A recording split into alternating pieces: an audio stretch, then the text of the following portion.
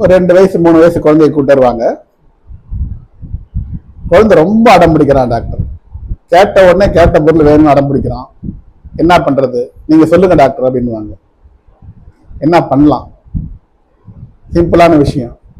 குழந்தை ஒரு பொருளுக்கு அடம் பிடிச்சா அந்த பொருளை அப்ப வாங்கி தரக்கூடாது. அதான் முக்கியமான ரூல். அந்த பொருள் குழந்தைக்கு தேவையா இல்லையான்னு முதல்ல நம்ம தான் முடிவு பண்ணணும். உண்மையிலே தேவைன்னா அடம் பிடிக்கிறப்ப வாங்கி தராம ஒரு 2 நாள் 3 நாள் கழிச்சோ இல்ல அதை மறந்ததுக்கு அப்புறமா வாங்கி தரலாம்.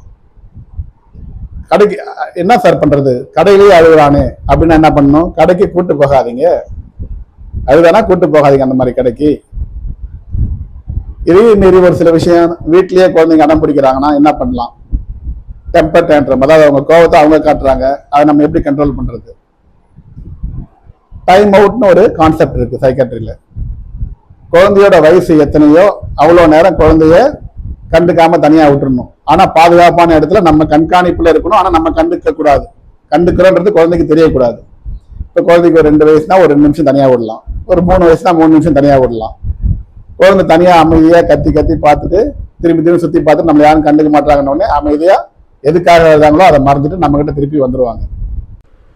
தங்களுக்கு பயனுள்ளதாக இருந்தால் மற்றவர்களுக்கு பகிரவும். Like, share and subscribe.